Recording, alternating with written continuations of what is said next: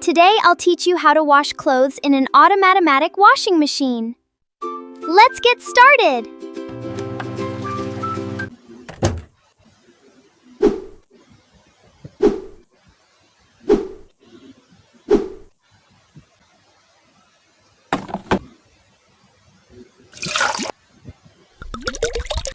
First, we press the power button. Now choose your cycle, like quick wash or cotton. Adjust the temperature and spin speed here. And finally, just press start.